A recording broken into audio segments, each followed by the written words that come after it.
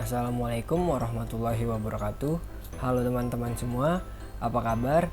Semoga tetap dalam keadaan yang baik dan sehat, dan teman-teman semua tetap menjaga kesehatan masing-masing agar terhindar dari pandemi yang sedang melanda dunia ini. Sebelumnya perkenalkan, nama saya Raihan Reza Prasetya. Saya mahasiswa dari Universitas Negeri Jakarta dengan program studi Perjalanan Wisata angkatan 2019. Nah, dalam kesempatan kali ini saya akan memberikan informasi tentang 7 unsur kebudayaan dari suku Manggarai. Mulai dari bahasa, sistem pengetahuan, sistem peralatan hidup, sistem mata pencaharian hidup, sistem religi atau agama, kesenian, dan yang terakhir adalah arsitektur. Suku Manggarai merupakan salah satu suku yang berada di bagian barat Pulau Flores di Provinsi Nusa Tenggara Timur. Suku Manggarai tersebar di 3 kabupaten di provinsi tersebut, yaitu Kabupaten Manggarai Barat, Kabupaten Manggarai, dan juga Kabupaten Manggarai Timur. Suku Manggarai ini merupakan suku asli di Flores yang hidup berdampingan dengan suku-suku lain, seperti suku Ngada, suku Ende, suku Lio, dan juga suku Flores Timur. Suku Manggarai sendiri terdiri dari bermacam-macam suku kecil atau sub-suku dan klan-klan yang memiliki bahasa dan dialek masing-masing, serta adat istiadat yang unik. Selain itu, masing-masing suku kecil juga memiliki rumah tradisional, upacara adat, dan pakaian adat sendiri. Suku Manggarai sendiri memiliki jumlah populasi sekitar 500.000 jiwa. Oke, langsung saja. Yang pertama kita akan membahas mulai dari bahasa. Sistem bahasa suku Manggarai sebelum 1950 disebutkan bahwa di Manggarai terdapat beberapa bahasa, yaitu bahasa Komodo di Pulau Komodo, bahasa Werana di Manggarai Tenggara, bahasa Rembo di wilayah Rembong, bahasa Kempo di wilayah Kempo, dan terakhir bahasa Rajong di wilayah Rajong. Pengelompokan bahasa tersebut sekaligus mengisyaratkan secara umum kelompok budaya di Manggarai yang erat kaitannya dengan corak kesatuan genealogis dan juga perkawinan patrilokal. Dalam kesatuan genealogis inilah bahasa yang terpelihara dengan baik secara turun-menurun. Saat ini, suku Manggarai menyebutkan bahwa bahasa Manggarai adalah Tambo Manggarai, yang bahasa ini mempunyai sekitar 43 subdialek. Selanjutnya yang kedua terdapat sistem kemasyarakatan atau organisasi sosial. Masyarakat suku Manggarai merupakan manusia sebagai homo socius. Mengapa demikian? Karena masyarakat sadar bahwa mereka memiliki tubuh yang lemah tetapi mereka memiliki akal. Maka disusunlah organisasi kemasyarakatan di mana manusia bekerja sama untuk meningkatkan kesejahteraan hidupnya. Sejak zaman dahulu, masyarakat Manggarai sudah mengenal sistem organisasi sosial dalam bentuk lembaga adat pada suatu wilayah. Dalam lembaga adat terdapat Tua Golo, Tua Gendang, dan juga Tua Teno. Oke, yang pertama adalah Tua Golo. Tua Golo merupakan orang dari keturunan tertua. Tua Golo ini biasanya dipilih secara musyawarah dan berlaku secara turun-temurun. Tugas dan fungsi dari Tua Golo sendiri adalah mengatur tata kehidupan masyarakat dalam segi kehidupan. Tugas dari Tua Golo ini berperan sebagai pemimpin rakyat Gendang dalam hal urusan harian, seperti ketertiban warga Gendang, menjaga keamanan warga Gendang, dan juga menjaga kebun dari warga Gendang. Syarat menjadi Tua Golo adalah orang yang bijaksana, mampu menyelesaikan masalah dalam wilayah Gendang. Dalam sebuah musyawarah Gendang, biasanya Tua Golo ini berperan sebagai pemimpin sidang, khusus di luar kekuasaan Tua Teno, tetapi dia harus taat kepada kebijaksanaan Tua Gendang yang merupakan sesepuh dari Agung Gendang.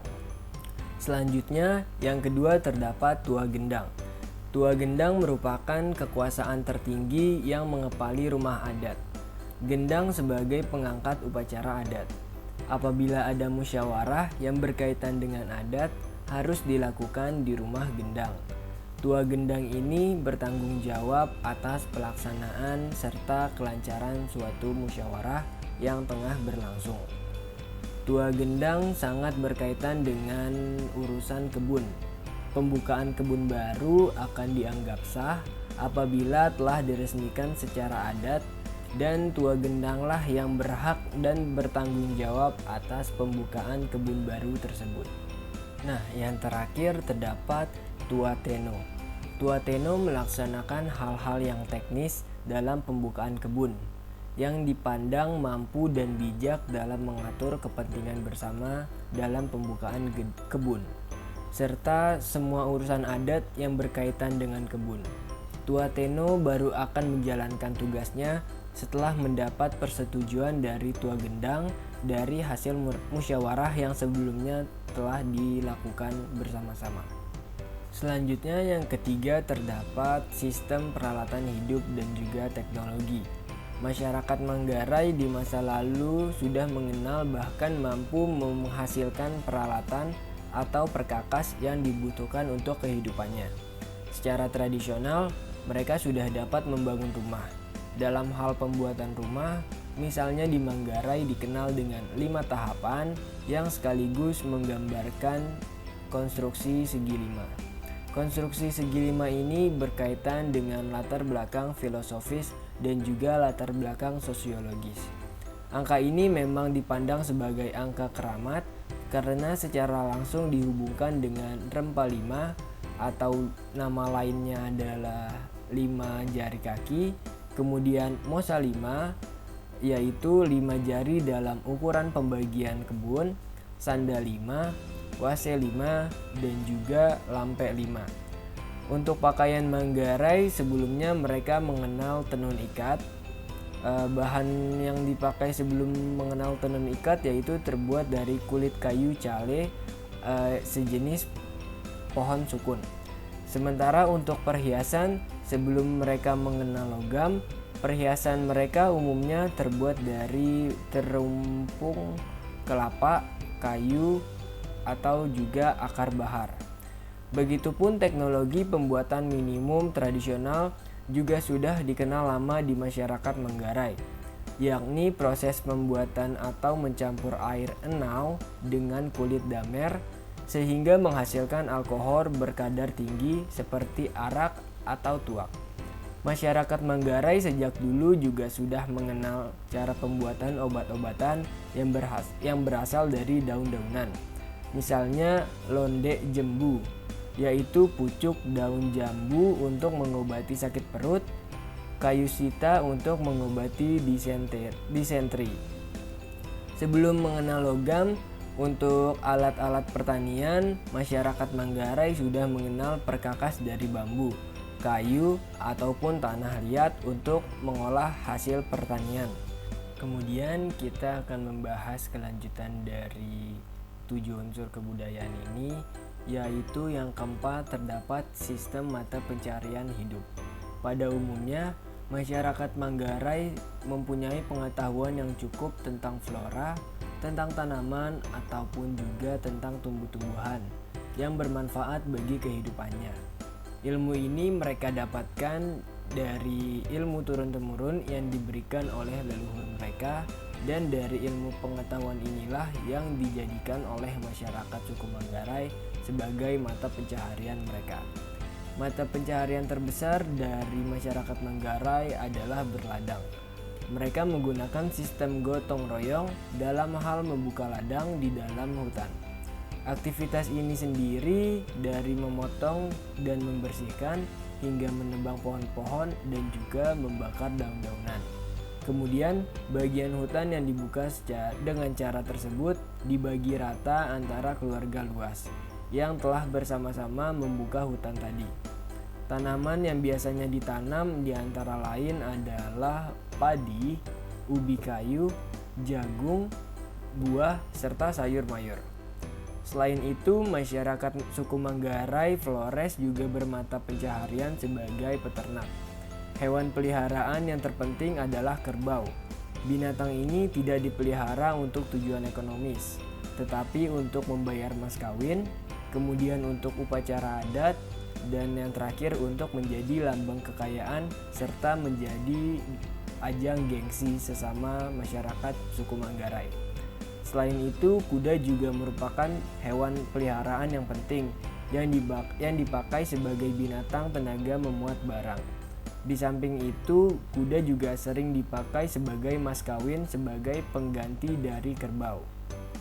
Kerbau dan sapi juga dimasukkan ke dalam kandang umum yang diberikan oleh desa dan digembala di padang rumput yang juga merupakan milik umum yang diberikan dari desa. Pemeliharaan babi, kambing, domba atau ayam itu biasanya dilakukan di perkarangan rumah mereka masing-masing. Oke, selanjutnya kita akan membahas sistem yang kelima, yaitu sistem religi atau agama. Masyarakat suku Manggarai mayoritas memeluk agama Kristen Katolik dan juga Kristen Protestan. Tapi secara umum, sistem religi asli orang suku Manggarai adalah monoteis implisit, dengan dasar religinya yakni menyembah Tuhan Maha Pencipta dan Maha Kuasa. Namun, masyarakat suku Manggarai juga mengenal kepercayaan animisme dan juga dinamisme. Nah, yang termasuk kepercayaan animisme adalah compang atau mesbah yang didirikan di tengah kampung karena menurut kepercayaan orang Manggarai, di sanalah berdiamnya Sang Naga Beo atau kekuatan pelindung yang menjaga ketentraman warga kampung setiap waktu. Compang itu berbentuk bulat dan mengandung makna kekerabatan. Kemudian untuk kepercayaan dinamisme adalah Rangga Kaba atau tanduk kerbau. Arti simbolik dari tanduk kerbau mengajarkan nilai-nilai kemanusiaan, yakni kemanusiaan yang bermakna cita-cita agar keturunannya kuat seperti kerbau dan bekerja keras. Oke, selanjutnya kita lanjut ke pembahasan yang keenam, yaitu tentang kesenian. Di Manggarai juga tumbuh dan berkembang berbagai jenis kesenian khas daerah tersebut, seperti seni musik, seni tari, seni lagu, serta seni tenun. Berikut beberapa kesenian khas dari suku Manggarai. Yang pertama, saya akan membahas mulai dari seni musik terlebih dahulu. Alat-alat musik tradisional dari suku Manggarai adalah sunding, gong, gendang, tambor, dan juga tinding. Kemudian saya akan membahas seni tenun. Di sini saya akan mengambil contoh tenun songke. Tenun songke juga memiliki makna yang berbeda-beda, mulai dari warna dan juga motif. Warna dasar hitam pada tenun songke melambangkan sebuah arti kebesaran dan juga keagungan bagi orang dari suku Manggarai, serta kepasrahan bahwa semua manusia akhirnya akan kembali kepada Tuhan Yang Maha Esa. Kemudian motif rongga atau motif laba-laba bersimbol kejujuran dan juga kerja keras. Kemudian terdapat seni tari dan juga lagu tradisional. Yang pertama terdapat ronda. Ronda adalah sebuah nyanyian yang dipakai sebagai nyanyian perarakan, misalnya menjemput tamu baru. Kemudian terdapat sanda, sebuah nyanyian yang dinyanyikan oleh orang banyak dalam bentuk lingkaran. Sanda sering dipakai dalam upacara menjelang pesta penti dan juga pesta adat lainnya. Dan terakhir adalah sae. Sae adalah sebuah tarian adat suku Manggarai untuk memeriahkan sebuah pesta. Misalnya dalam upacara adat masyarakat, yaitu upacara menempatkan kampung baru. Kemudian di dalam pembahasan kesenian ini juga terdapat ritual adat. Suku Manggarai terkenal memiliki sederet upacara ritual sebagai ucapan syukur atas kehidupan yang sudah dijalani. Antara lain, yang pertama terdapat Penti Manggarai. Upacara adat ini untuk merayakan syukuran atas hasil panen. Kemudian yang kedua terdapat Barong Wae, ritual mengundang roh leluhur penunggu sumber mata air. Kemudian yang ketiga terdapat Barong Compang untuk memanggil roh penjaga kampung pada malam hari. Dan yang terakhir adalah Libur Kilo. Ini adalah upacara untuk mensyukuri kesejahteraan keluarga dari masing-masing rumah adat. Ini adalah pembahasan terakhir, yaitu pembahasan ketujuh tentang arsitektur. Saya akan membahas dari segi rumah adatnya. Untuk rumah adat dari suku Manggarai ini bernama Mbaru Niang. Mbaru Niang adalah rumah adat dari suku Manggarai yang berada di Pulau Flores, Indonesia.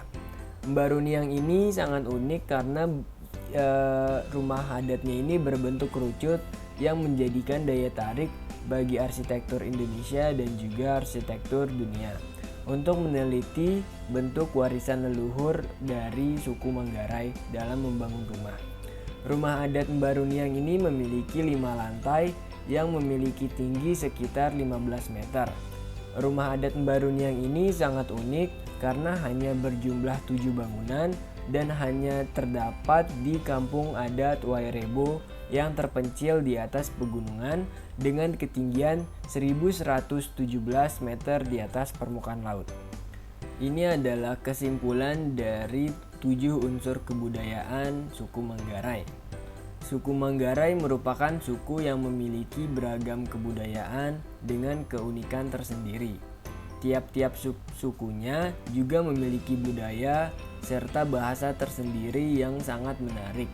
Dengan masyarakat yang masih memegang teguh kepercayaan serta kebudayaan leluhur yang sudah pasti dapat menjaga kelestarian budaya tersebut agar tidak cepat musnah ditelan oleh zaman.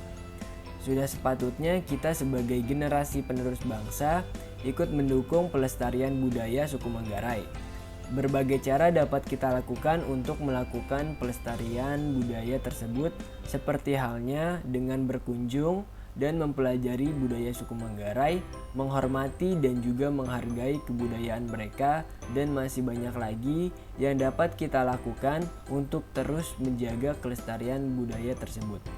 Saya harap apa yang saya sampaikan ini dapat bermanfaat bagi teman-teman sekalian. Sekian dari saya, mohon maaf apabila ada kesalahan ucapan dan juga sebagainya. Wassalamualaikum warahmatullahi wabarakatuh.